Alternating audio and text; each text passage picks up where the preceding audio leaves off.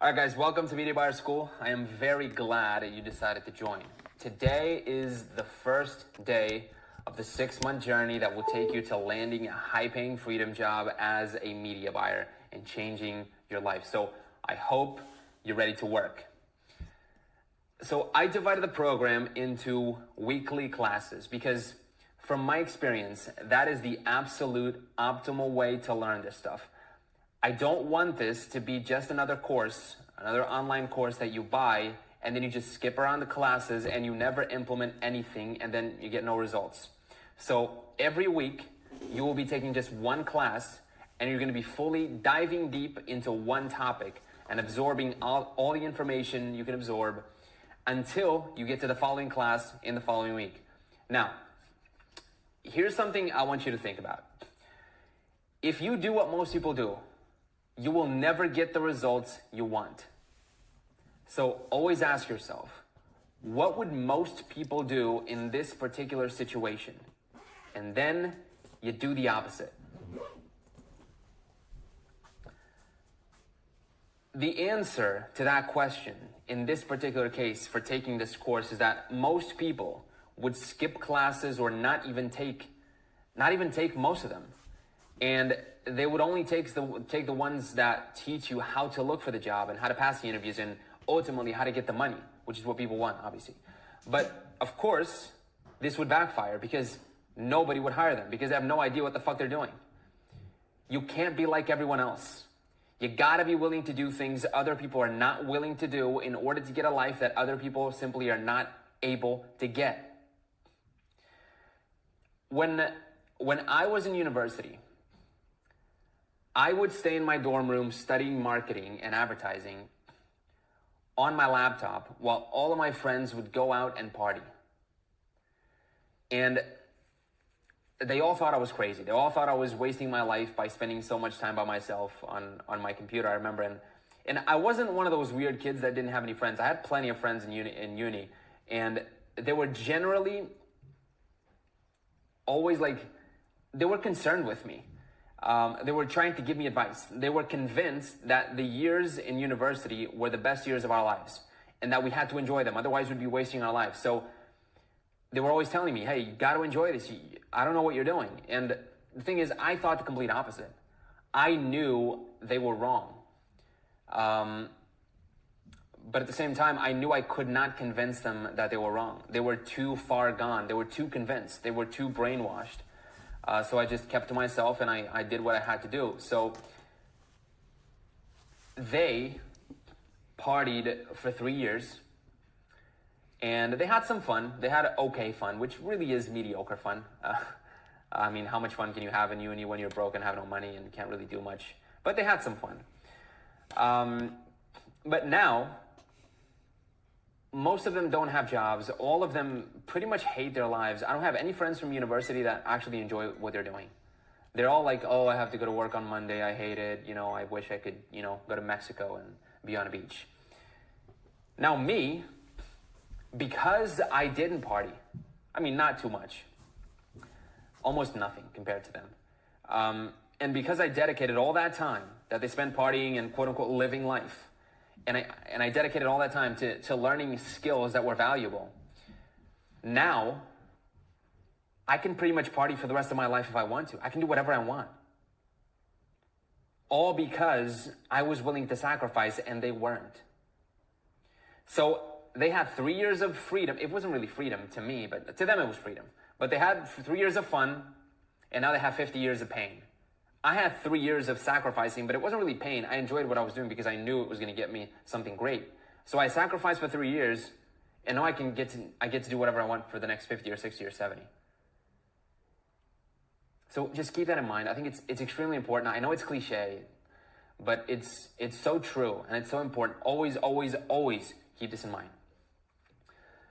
Now, our first class is all about the principles of advertising. There are probably tens of thousands, if not hundreds of thousands of people who know how to set up Facebook ads, Google ads, YouTube ads, etc. But nobody will hire them, ever. because they have no idea what they're doing. They just know how to click a few buttons and how to set up an advertising campaign. They have no clue how to be an advertiser. Like how to persuade a complete stranger to take an action that you want them to take through just written text that you write, or some images that you develop, or you help your graphic designers develop, or some videos that you write the scripts for. That is what this first class is all about. You're actually going to become a media buyer. You're actually going to become an advertiser at your core, not just someone who knows how to set up ads. Because if you're just someone who knows how to set up ads, then nobody's going to hire you. So pay very close attention to this.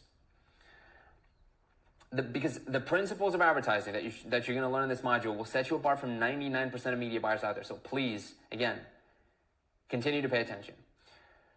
Now, how do you apply the principle that I just talked about? The principle of doing what most people are not willing to do in this particular class. Here's what you're going to do.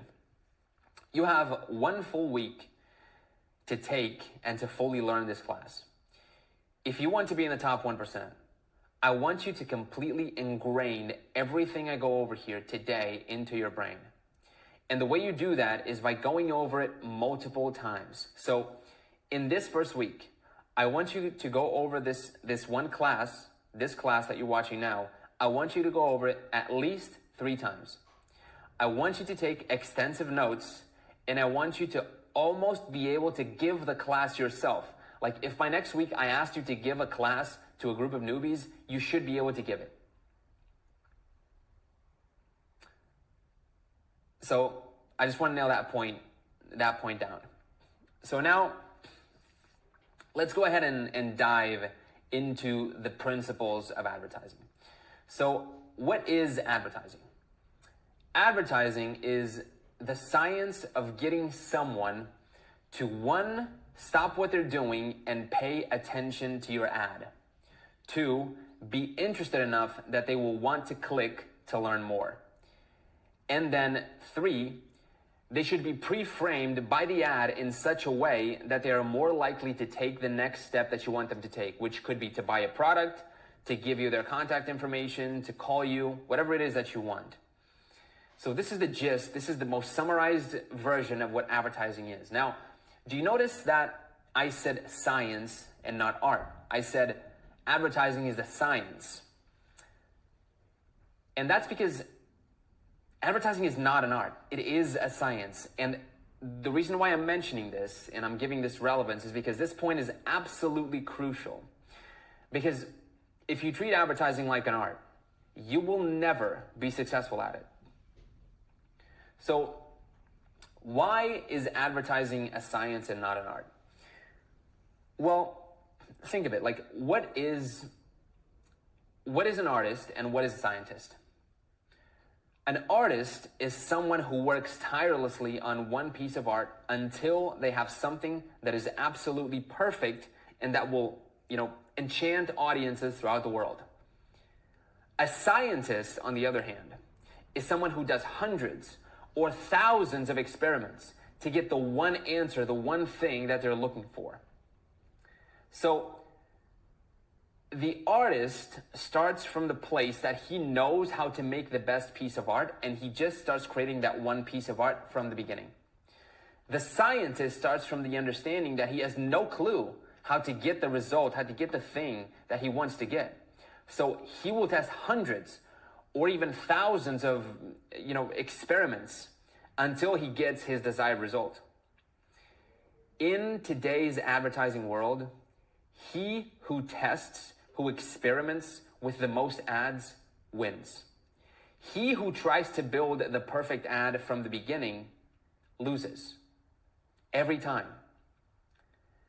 So let's say, to give an example, let's say you and I are employed at 2 competitor companies. I'm the internal media buyer for company A and you're the internal media buyer for company B. And let's assume we both have the same level of skill. Now, we both want to launch a new campaign. And I take the scientist approach and I create 200 average ads for testing. On the other hand, you take the artist approach and you take a lot of time to create 10 ads that are perfect, that are beautiful, that are amazing. If this is the case, I will beat you every time. And like, even if your skill is better than mine, I'm just thinking about this. Even if your skill is better than mine, I will still beat you. No advertiser, no matter how much experience you have, knows which ad is or isn't gonna work before he actually deploys it and tests it on the market. Like, this is what 99% of advertising agencies do, and even some media buyers. They promise the company that they're working with, that the company that hires them, they promise them that they're the best in the world at advertising and they know exactly how to create the perfect ad for their company. And the thing is, unless these agencies get extremely lucky, they're wrong. Nobody knows what the perfect ad looks like. This is why companies are starting to hate more and more working with advertising agencies, because the agencies just don't put in the work to create as many tests as they can. And it's also why they will love you when they start interviewing you for a position, and when they see that you're the opposite of these lazy agencies and lazy media buyers, and you actually are willing to put in the work and you know how to put in the work. Like, if you get like a lot of experience as a media buyer like I have, it helps you know in general what type of ads to test. It helps you know what type of ads to create for these set of tests, but it never allows you to know how to create a winning ad. A winning ad is only a winning ad after you launch it and the market starts reacting positively. Before you launch it, you can only guess. The name of the game with advertising today, and I think for the next 10, 15, 20 years, is testing. The more you test, the higher the odds of success. Like I said, talking about experience, I'm a media buyer with many years of experience and over $10 million under management. I average around a 5x return, which is pretty good. And to give you an idea, my success rate is still only about 10%. Meaning, out of every 10 ads that I test, 9 will not work. If I test 100 ads, 90 will fail, only 10 will succeed. The key is the 1 or the 10 that do work more than make up for the 9 or the 90 that don't work. This is extremely important. So again, I want you to create a very pragmatic, scientist-style way of running ads, of being an advertiser. That is how you will absolutely destroy all the competition who are competing with you for the high-paying job that you're going to ultimately want in 6 months from now. So again, when I write an ad or a video script or the concept for an image, I don't want you to look at the ad and I don't want you to tell me that you find it creative or you find it pretty, you find it beautiful, or you find it cool. I want you to find it so interesting that you buy the product or take whatever action I want you to take. That's it. And I'm thinking of an example now. In ancient Greece, this guy, Aeschines, I think was his name. When he spoke, the people said how well he speaks. But when another guy called Demosthenes spoke, the people said, let us march against Philip. Meaning, Aeschines created a beautiful speech that got people to give him a lot of praise. People loved the speech. But Demosthenes created a speech that got people to take action. In this case, to go into war. That is what you have to do as a media buyer. No matter what you're doing, no matter if you're writing copy, writing a video script, or again, creating the concept for an ad image. The most important thing is that this ad gets people to take action. I'm telling you, when business owners realize that the way you think is like this, and the way you run ads is different and better from virtually everyone they've ever worked with before, because they're used to working with all these agencies, they will be more than happy to bring you along and to hire you at a very good salary and to give you the job that you want. So now,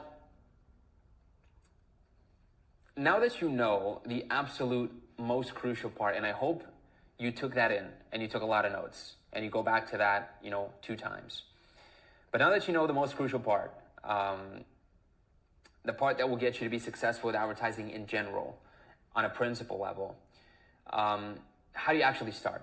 Like, what are the steps you have to follow whenever you start working as an advertiser or media buyer for a new company?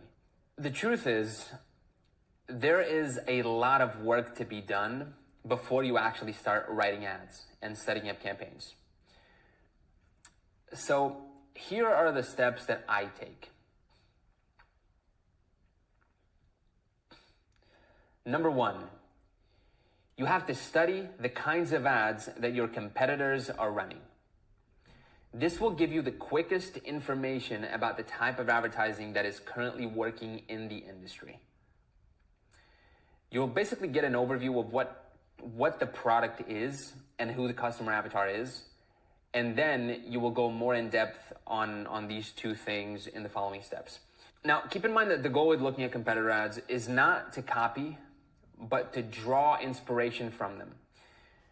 There is no other way for you to know what type of ad is currently working for your particular space other than looking at the competitor's ads.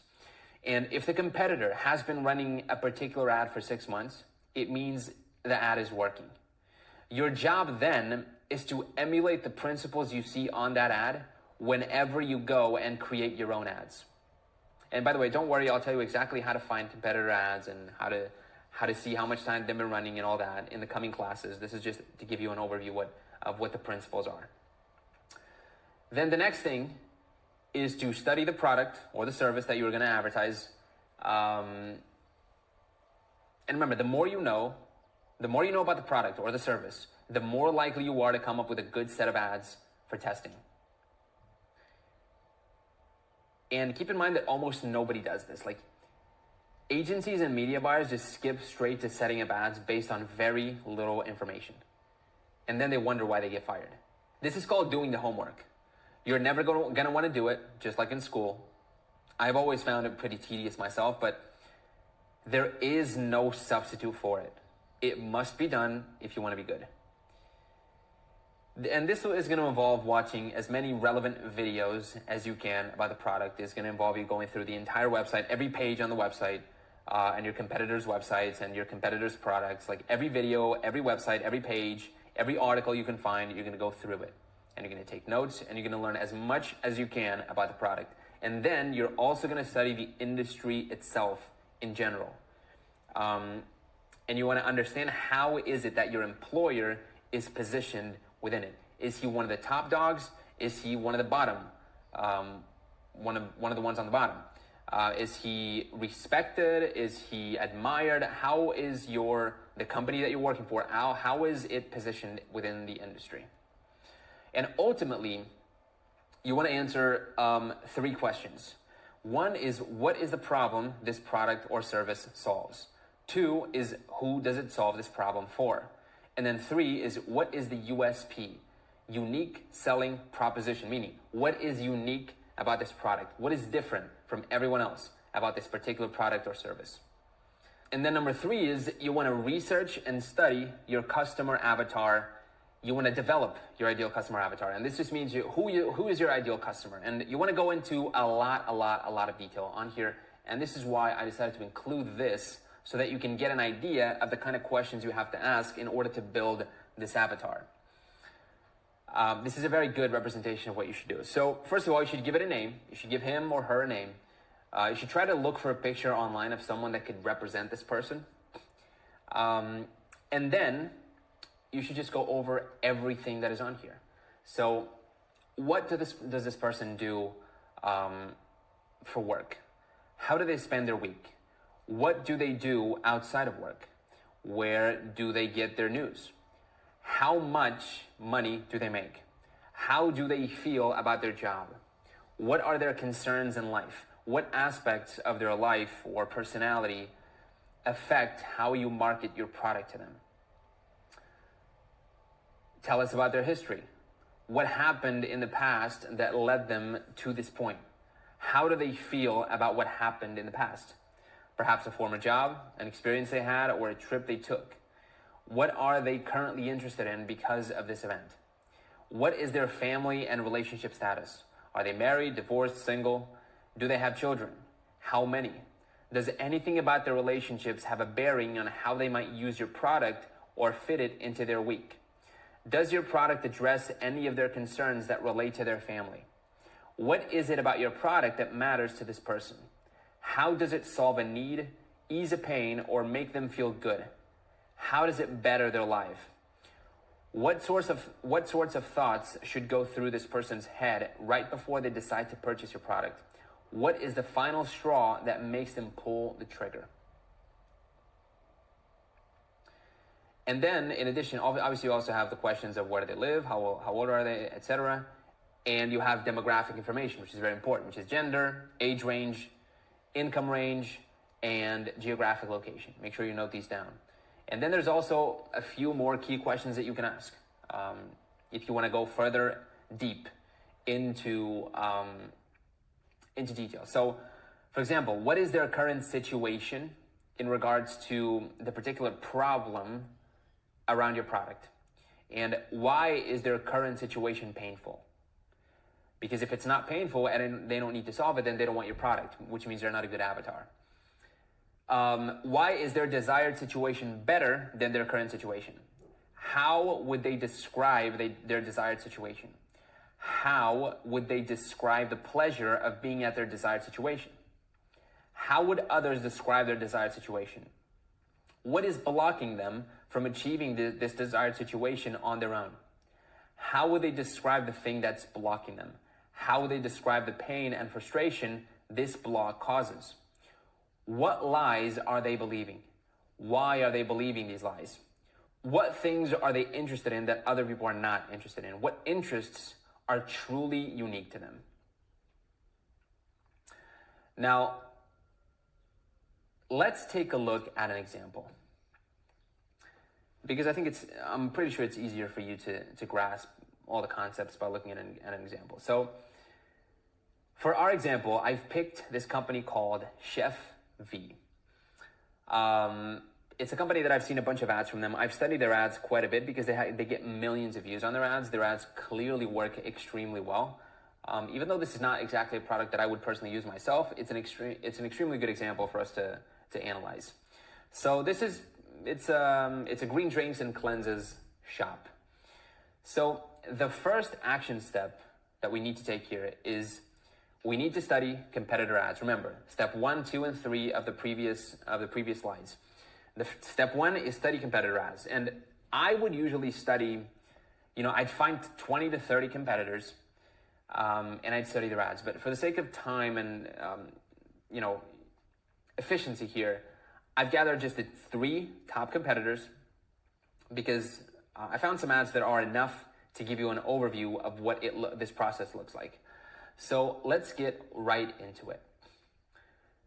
So here we have Organifi, which is, again, a direct competitor. The products don't look exactly the same. These are more powdered-based products instead of straight-up juices and cleanses. But they're essentially in the same market. They're direct competitors. So let's look at the ads one by one. This first one on the left. The first thing I notice is this is a vertical image, meaning this is running mostly on stories and possibly even reels. It's also definitely running on the news feed, but mostly this is running on stories. This means stories are working very well as a placement for their ad. A placement for the ad means where does your ad show up? If your ad shows up in stories and stories gives you 90% of your traffic, that means stories is your number 1 placement, if that makes sense. And don't worry, we're going to go into a lot more detail on this in the coming classes. It's just to give you an overview. You can also see that having the actual product on the ad apparently is working. And you can see here in the text that they open with their desired situation. Meaning, what if you could wake up every morning and drink something that not only tastes delicious, but helps you with weight management? What is this? This is the customer's desired situation. It's not the pain point, it's the desired situation. So from this, we can get that opening the ad with the desired situation is working. So that's something we can take from this ad. There's plenty we can take from every ad, but let's try to get through this quickly so you can get an idea. This ad is also in vertical, meaning stories and reels are definitely working for this company. And it's also a UGC. It's a user-generated content. It's a user-generated video, which just means a video generated by a customer. So you get one of your customers to make you a video and you use it as an ad. So that's something we can take from this. And then on here, let's look at the text. Is healthy weight management possible without a strict diet and tons of exercise? Now, what is this? This is what we call objection handling. And we're going to talk about this in a minute. Objection handling means you think of a potential objection that someone would have to buying your product, like a reason why they would not buy it. And a reason why they would not buy it is if they thought they would need to do a strict diet and do tons of exercise. So if they thought they would need to do a strict diet and tons of exercises, they wouldn't buy it, meaning that's an objection. So here you're addressing that objection. You're addressing that objection. And you're basically going to tell them that this isn't a problem. So you're eliminating that objection. Keep this in mind. This is going to be important. So starting with an objection and addressing it is also working. And then this one, what can we notice about this one? Well, this one is just speaking to a particular avatar. So we just talked about building a customer avatar. Ultimately, you're going to have one ideal customer, but ultimately you're going to build multiple ones. What Organifi did here is they created an ad for just one particular customer avatar that is not their general customer avatar, meaning kids. They developed an alternative customer avatar of kids, and they're driving this ad just for kids, meaning kids, and obviously they definitely went a lot deeper into detail, not just kids in general, but kids in general is an audience that works for this product. So this is something extremely, extremely important. It's extremely simple, but this could make a huge difference for a company that's not marketing to kids. So let's say you started working with Chef V tomorrow, and Chef V never even considered selling to kids. Now, because you went ahead and you studied your competitor ads, which I guarantee you Chef V never did this, neither did the agencies that worked with them. Because you did this, you found that Organifi, which is a direct competitor, is selling to kids. Obviously, it's selling to parents who give it to their kids. And that is a huge other market. So if you start advertising to kids and by chance it starts working, you could double Chef V's business in the next 6 months and be basically a hero for the company. They would double your income. They would never fire you. You would be venerated in the company. So this is so important to do this research. Now let's take a look at some more ads from different competitors. So this is AG1 by Athletic Greens. This one's very well known. I've heard about it in many podcasts, but let's try to go through this quickly. So this one has a more professional looking image, which usually doesn't work as well, but you always want to test your assumptions. See what, like just there, I just made an assumption that professional looking images don't work that well in Facebook ads, but apparently this one does. That's why I always test my assumptions. You always have to test your assumptions.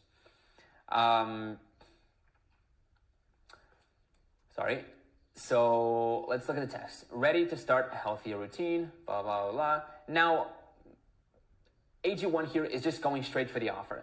You know, the offer is the final part of the ad usually, but AG1 is just going straight for the offer at the top, which means they've tested it and it works. So the only reason AG1 is doing this is because they've tested it. Keep this in mind. Now, this ad, it's another user-generated ad. So user-generated ads are working extremely well for this type of product. So you should do that. This is something that you should take. It's just, you get this general idea in your head now that once you go and create the ads for Chef V, if you just started working for Chef V, you're going to want user-generated videos to test because you know they're working for your competitors. You can also see that they're selling in Australia, so that's a different customer avatar. Again, same example as with the kids before. If you expand to Australia, you may help the company that you're working for, in this case, Chef V, hugely, massively expand their revenue, which will make them love you and raise your salary and, make your life a lot easier. And then in here, we can also see that a carousel ad is working, and the carousel means it's an ad like I'm sure you've seen some of these on Facebook. It's just an ad that you can scroll through multiple images and multiple, offers. So that's something that's working. And they're also addressing So in this one, they're actually addressing a pain. They're not addressing the desire. They're not addressing any objections. They're not there is an offer here, a very small offer, but they're addressing the pain, which is the fact that healthy habits are very complicated.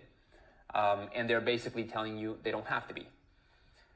And those are some things we can take from AG1. And now the final example is Bloom Nutrition. And as we can see here, Bloom is only running vertical ads, and most likely these are all reels, meaning again, reels and stories are likely going to be the bulk of our ad traffic, because we can see that all our competitors are running it. And the reason why all our competitors are running is because it's working. If it wasn't working, they wouldn't be running it. And as far as text, we can see that Bloom is running very, very little text, which is something that, usually most people wouldn't do, but I'm sure they're doing it because they've tested it. They've tested long text and short text, and they've seen that short text works better. So that's just what they stick with. But at the same time, I'm sure they continue to test long text because they never know if 3 months from now, long text is going to start working better. This is just a very direct offer. This is by the way, this is an unboxing, which is another type of video that can work. And this is addressing a pain, which is, are you struggling with bloating? And then offering the solution, very like pain solution, click the button and buy. Very straight to the point. And this is most likely a retargeting ad because they're saying new to Bloom. They're speaking very specifically. It looks to me like a retargeting ad. It may not be, but I think it's a retargeting ad. And this is how you analyze your competitors' ads. It's just the first overview of what you want to do. Now, the second step is you have to study the product. So again, we're talking about Chef V here. That's the company that just hired us to start working. So what is the product? The product is organic drinks and cleanses, handmade and delivered fresh by private chef and nutritional therapist Veronica. Now, what problem does this product help you solve? The problem is feeling badly, feeling no energy, and being overweight. How does it help you solve it? Well, Chef V drinks help you cleanse and detox your body. They help you lose weight, and they help you have more energy and feel better. This is just a very generic way of describing the product and how the product solves it. Now, what makes this product unique? Because there's plenty of products out there that makes these promises. There's plenty of products out there like this. Now, what is the unique selling proposition? The unique selling proposition is this is a personal brand instead of a corporate brand. Veronica Wheat is the private chef, face, and name of the brand. Her personal story is embedded into the product. It has more of a personal / genuine feel to it.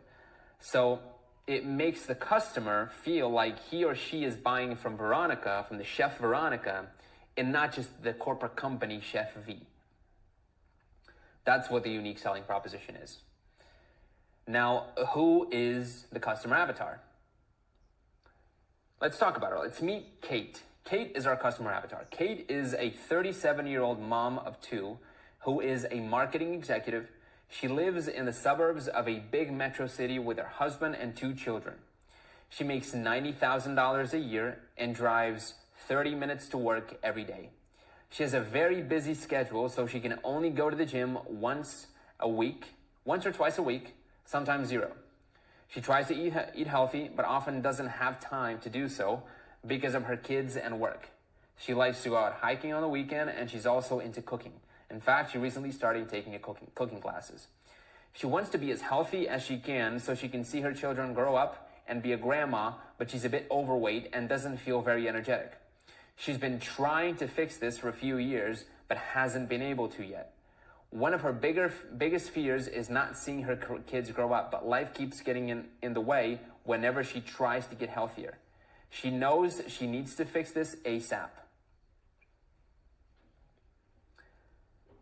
So this is the pre-work. This is a summary of what the pre-work encompasses.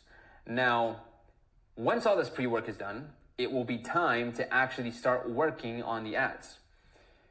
And I'm going to go into full detail in the coming weeks on exactly how to create ads for every different system, for Facebook, TikTok, Google, and YouTube, which are the main ones. how to set up ads, all the details, everything. But before that, today, I'm going to give you the principles that should always guide you when you're building ads that have the potential to becoming winners. So a lot of people like to call this the winning ad formula. I like to say that this is the potential winning ad formula, because even if you build an ad based on these principles, on this formula, the only thing you're doing is you're increasing the chance that the ad will work, but you're not guaranteeing it. This goes back to everything I talked about in the beginning. You can build 10 ads with the winning ad formula and only one may work. Keep this in mind. So let's talk about the actual formula, the principles in the formula. So number one is the hook. The hook is the first sentence of the ad copy. It's also the first 5 seconds of the video, or it's the most pronounced part of the ad image. It's essentially the part that gets people to stop what they're doing on their device and pay attention to your ad. So if people are scrolling on Facebook and they see the first line of the text and it stops them because it says something interesting to them, that's what the hook is. And same thing with the video. If there's a video that has an interesting beginning and people stop what they're doing, like they stop their reels and to watch your reel, your ad reel, that's what the hook is. If you don't get people to stop, if you don't get people to be on their phone, and if you don't get them to stop scrolling, you'll never get them to click or buy your product. So if you don't get the hook right, it doesn't matter if you get all the other points right. Even if you get all the other points perfect, the ad will not work. The hook is first. And usually what I do is I come up with 10 or 20 different hooks for the same ad, so I can find a few that crush it. Again, always test, always test. Testing is the name of the game. Number two is the pain. The pain is the problem. I talked about the pain before. Now I'm going to explain it. The pain is, what is the problem that your customer has that you solve? Examples can be they feel no energy when they wake up, and the juices from Chef V is what you sell them. They can't sleep at night, and you sell them a mattress that makes them sleep better because it's heated or something. They can't get an erection, and you sell them Viagra. I think you get the point. The point is, after you hook them in, you bring their pain into the forefront of their mind and make them feel how much it hurts and how badly they need to fix it. Then once they're in this frame of mind, you present them with a solution, aka the product or the service that you're advertising. And this doesn't mean blow them up with all the features and characteristics of the product or service. You have to be as simple and as direct, as concise as possible when presenting the solution. Like with the example of Chef V, the simple way to describe the solution could be something like 1 drink once a day and you will feel better within the first 48 hours. Like, you don't go on and tell them that it's made from, magical apples or grass from the Swiss Alps or, anything like that. People don't care about features. They care about solutions to their problems. This is very, very, it's an extremely crucial. Please, on your notes, note this down. This is an extremely, extremely crucial principle of advertising, which is focus on solutions, not features. Number 4 is objection handle. Again, we talked about this already when we were analyzing our competitor ads. Objection handle is where you have to think of all the objections the customer may potentially have to buying your product, and you essentially eliminate them. For example, for Chef V, an objection might be that they don't want a corporate mass production type supplement. Here, you would mention that this is a brand started by private chef Veronica in her kitchen with all natural ingredients, which are still made the same way to this day. Another objection could be that there's a very long delivery time for this type of product. And here you would mention that you have next day delivery, and so on and so forth. You'd find every objection you can find. You'd make a list of all the objections, make a list of every way that you solve each objection, and then you would mention some of them on the ads you test. Mention objection 4 in this ad. Then in another ad, mention objection 6, etc., etc. And then the number 5, which is the final one, is the offer. This is where you make the offer. And the offer is something very specific. Meaning you can't just get to the offer and be like, okay, now click this button and buy my product. Something very specific, very direct means, for example, for Chef V, buy, okay, so it could be buy 1 month supply and get the following 2 weeks for free. Click here now, available for the next 7 days. Like offer available or promotion or discount available for the next 7 days, if that makes sense. Now, I want you to keep this in mind. I want you to keep in mind that not every single point of the winning ad formula needs to be on the ad copy or creative, on the ad in general. Meaning, some ads may be structured in weird ways. If you remember the ads that I just showed you from competitors, you'll probably notice that not all of them have all these 5 points. Like for example, the copy may just be the hook and not have any of the other 4 points. And then the image may just be the pain. This is a perfect example of testing, of why testing is the name of the game. You always want to test. Even in a winning ad formula that's already proven to be winning, you have to test it. Because it's only proven to be winning by past ads. It doesn't mean that if you use it on a new ad, it's going to work. Testing is the name of the game. Always test your assumptions. Like, testing is so fucking important, man. I can't stress this enough. Let's say you see an ad that a competitor has been running for 6 months. And let's say you take that competitor's ad and you create one for yourself, for the company that you're working for, based on that ad, based on the ad from your competitor. And let's say your competitor's ad has 30 lines of text and it follows all the 5 principles. And let's say it includes a 1-minute video that also follows all the 5 principles, or all the 5 points of the winning formula.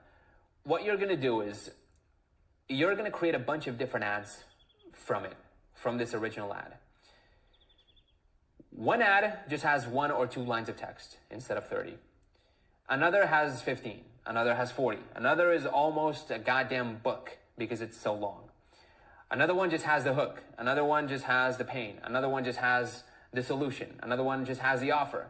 Then in the video, one video is just 5 seconds, just literally a 5-second video with a hook and no call to action. Another one is just 30 seconds. Another one is just 15 seconds and just has the hook, the pain, and again, no call to action. Another one is just a call to action. Another one is 10 minutes. And it goes very in depth on educating the audience on the particular pain and solution. Et cetera, et cetera, et cetera. There are infinite possibilities of things that you can test. And among all the tests that you're going to do, you're going to see that most of them are not going to work, but you're going to find a few gems that do work. And these gems that do work are going to generate a huge return that are going to make the ones that don't work completely irrelevant. But you have to test first to find those that do work. You have to test a lot. Now, once you do find your winning ad, you will keep running it for as long as it keeps working. Once it stops working, and this could be a month, could be 2 months, could be 6 months, could be a year. We never know. There's no set time that a winning ad is going to work. It depends on a lot of different factors. But once it stops working, you're going to stop the ad. You're going to save it. And later, 2-3 months from that time that it stops working, you're going to test it again. Or maybe 1 or 2 years after, you're going to test it again. Because a winning ad always has the potential of working again at some point in the future.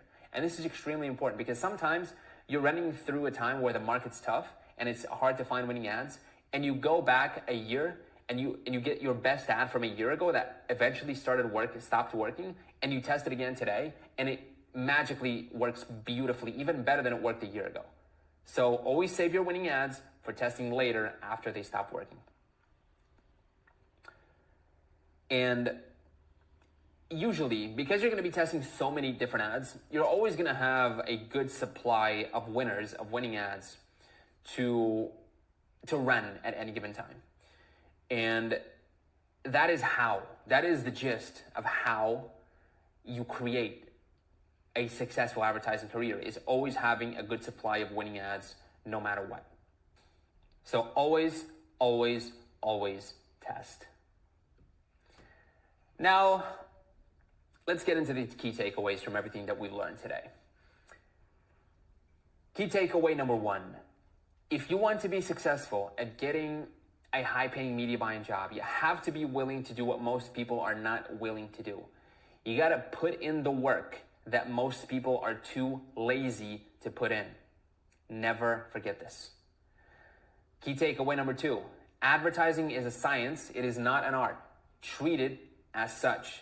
Test, test, test. Number three, advertising success comes down to numbers.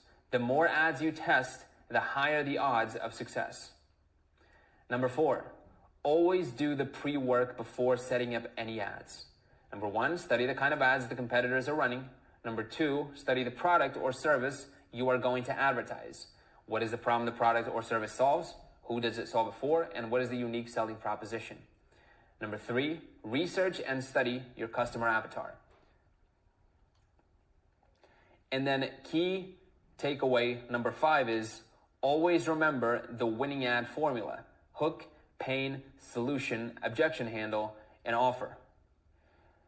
But also always remember that using the formula doesn't guarantee you will get a winning ad. Always test it. And notice how much times I mention the word test in just the takeaways. That means it's the most important thing. Guys, please, please, please, if you learn anything today, learn this. Testing is the name of the game. Testing is what most people don't do. And if you do it, you're going to be so different from everyone else that when you go in for an interview and to get a job, people are going to want to hire you. You're going to have multiple offers, and you're going to be able to pick the best one. So always keep this in mind. Now, I'm going to give you something extra today, something that has given me an edge as an advertiser / media buyer. And that is the principles of sales. Now, obviously, you're not going to actually apply this. You're not going to be selling. You're not going to be a salesperson. I don't apply it myself. I actually don't like sales. I just don't enjoy it. But knowing the principles of sales really helps me create better ads. And the way you should use these principles is you should play in your mind a conversation with your potential customers. Like, imagine you have your ideal customer right in front of you and you were trying to sell him the product or service you're advertising by following the principles I'm about to show you. If you did the homework of creating your customer avatar, you will know the answers intuitively. And those answers is what you want, because those answers will guide you very well when you're creating ads to advertise this product or service. So again, this is an extra point that you can get as a media buyer that almost nobody has. And it's an extra thing that if you go into an interview and your employer notices that you know sales, that's a huge point, because employers love sales, because sales is what brings them money. And they usually think, marketing people don't really value sales. But if you show them that not only you value sales, but you actually know the principles of sales, that's going to be an extra point.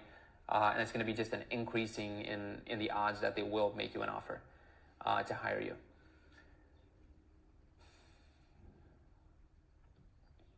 So let's get into the principles of sales. Number one is build rapport. What does this mean? Like, how would you build rapport with your product? Think of this. Think of how would you build rapport with your prospect? How would you connect with them on a personal level? How would you actually make friends with them? What kinds of things would you talk about? Get to know them as real people and get them to know that there are real people that relate to them within the company that's advertising to them. Number two is find their reason. What is their reason for wanting to fix the problem that they have? Very important. Number two is dig deep on that reason. Find out the real dark root motivations behind that reason. This can get extremely personal, but it means you're going to know your avatar that much better, which means you're going to be able to create ads that much more targeted and personal to them. Number 4 is find out what they've tried before. What other products or services seem similar to yours have they tried before? Number 5 is find out their current situation and their desired situation. Number 6 is find out their why. What is the real reason why they want their desired situation? What is the why? Number 7 is get them to admit that they can't fix their problem without your product or service.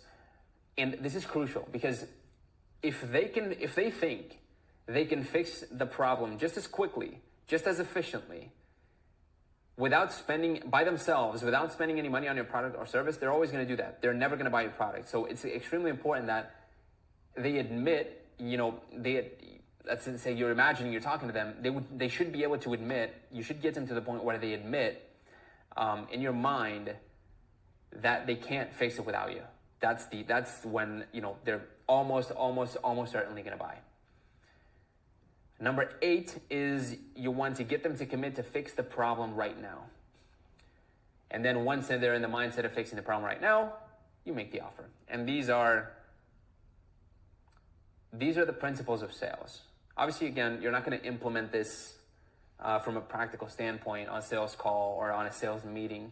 You're just going to know the principles and you're going to play this in your mind and you're going to get the answers and you're going to be much better equipped to deal with creating ads that actually work and being a successful media buyer, being a successful advertiser. And that's it.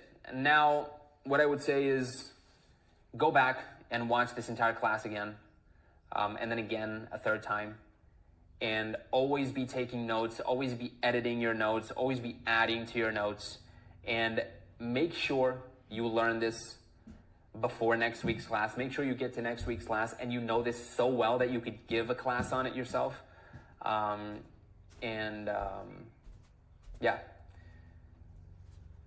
I hope you have a good time studying. I hope you find this very interesting, which it's fascinating.